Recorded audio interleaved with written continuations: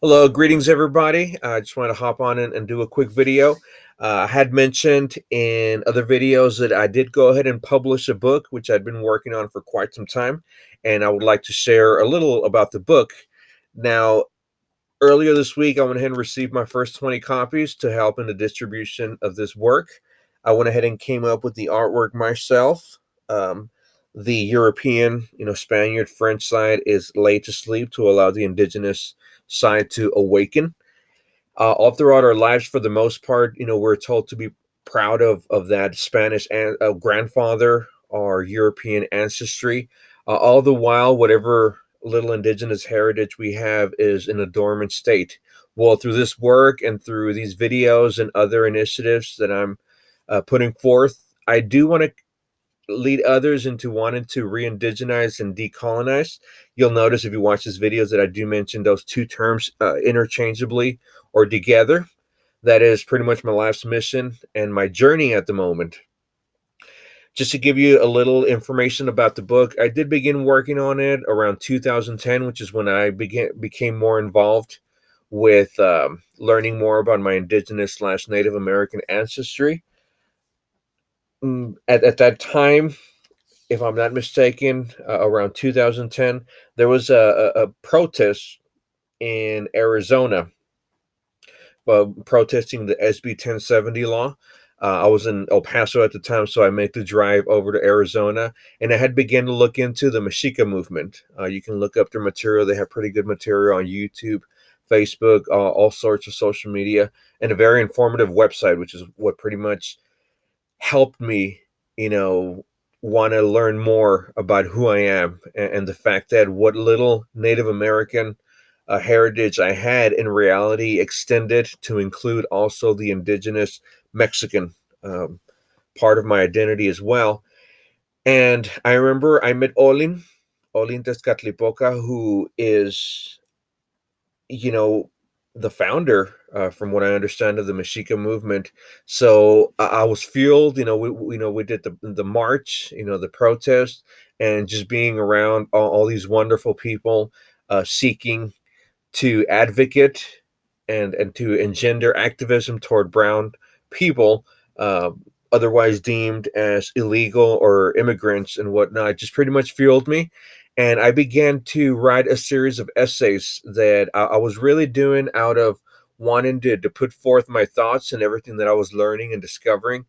But it never dawned on me that I would at one point want to publish it. It was also a hobby of mine because writing has always been my passion and something that I enjoy doing. So lo and behold, I did comprise, quite a bit of essays, and I began to put them together in chapters. And then the idea for the book came up.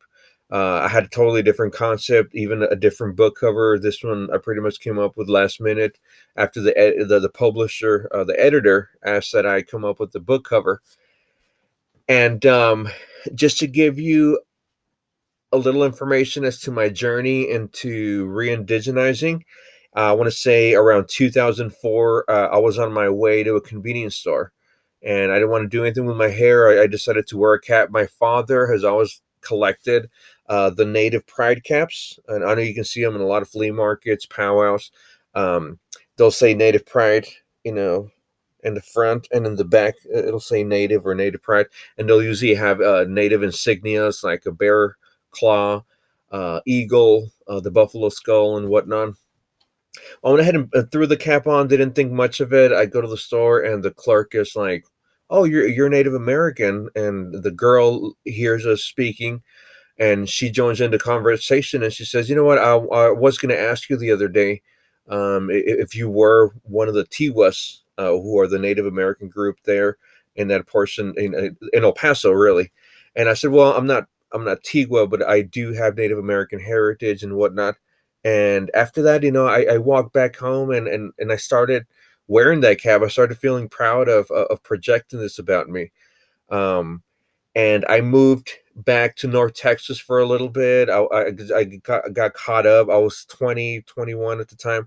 I was caught up with finding out who I was as a person, and I kind of lay the whole indigenous and ethnicity to rest for now because I just wanted to find out who I was as a person, you know. in every other aspect of the word. I moved back to El Paso, and this is when I started being extremely curious about this aspect of me.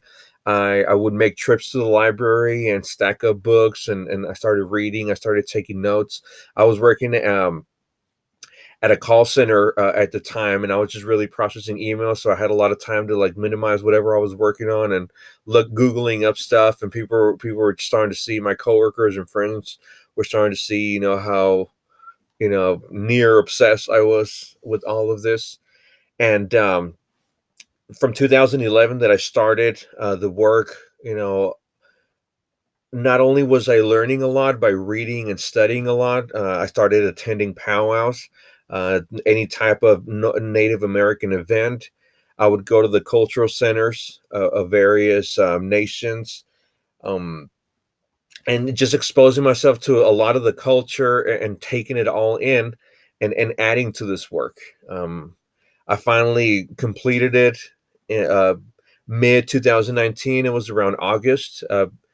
Before my birthday, I went ahead and submitted it to an editor after I spoke with the editor at the publisher, who is Floricanto, who was very awesome to work with, and who listened to me. I pitched the book, and he said, send it to me via email. A little over a month, or maybe even under a month. I don't remember exactly how many days transpired in suspense. You know, um, I received the email that it was accepted. I remember I hadn't slept well that night, not because of wondering about the book. I just had some other issues where I couldn't sleep, and I woke up kind of moody and cranky. And it was great to receive the news that the book was published. So that takes me to speaking about the book. Now, the book does begin with the prologue, in which I introduce myself, the foreword as to who I am. I know I'm not known, I'm not famous, but as I've mentioned earlier, anybody of Mexican American, Chicano, who has indigenous heritage, because a lot of people don't or have very minimal uh, indigenous heritage to want to append to, can relate with this book, and can see themselves in the various chapters. After the forward, the very first chapter, which is rather lengthy, is called the Mestizo Curse, in which I pretty much simplify how it is that we have viewed ourselves as half of this and half of that, and how ineffectual it's been, how it's demoralized us into viewing ourselves as part of this and part of that, but not necessarily wholesome. And a lot of these chapters are very dear to me. The whole book, has been my passion to put together. But I think that one of my favorite chapters is titled, and pardon the pejoratives, Redskins, Nacos, and Chuntaros. Um, I start speaking about the whole Redskins name, how offensive it in reality is to anybody of Native American heritage, including indigenous people from Mexico, Central, South America, and elsewhere, because it's pretty much using an indigenous identity as a mascot, and really portraying this character to their liking. Um, and there are a lot of chapters that discuss a lot of aspects of our identity that are ineffectual, even detrimental, and that we should look into possibly revising and letting go altogether. Then there are also aspects of our identity that have indigenous slash native origins, and that we should embrace. All the while that we're leaving the toxic ones, pushing them aside. We ought to welcome and cling to these few gems that are left over from our indigenous heritage, and also how we can piece together, how we can begin to piece a re-indigenized identity. But in reality, when all is said and done, I just seek to have brown people fall in love with themselves, whether you be Chicano, Salvadoreño, Maori, Samoan, Filipino. The world is full of beautiful brown cultures, all about beautiful colored, peoples of color, and there's a beauty about you. There is a beauty about you. I guarantee, and you don't have to be lighter skinned. You don't have to be. You don't have to have colored eyes. You don't have to have blonde hair. You are beautiful the way you are, and the moment you see past what you've been indoctrinated with, and seeing white as the ultimate beauty, once you see past that, you're going to unlock a world of richness, in which you're going to let go of trying to make yourself more presentable to a world that wants to see you wider, and you'll be able to focus on other aspirations, spiritual, you name it. So this is a beginning of the journey, for I hope that this is the beginning of the journey for a lot of people, just like a lot of people inspired me, like I mentioned, the Mexica movement.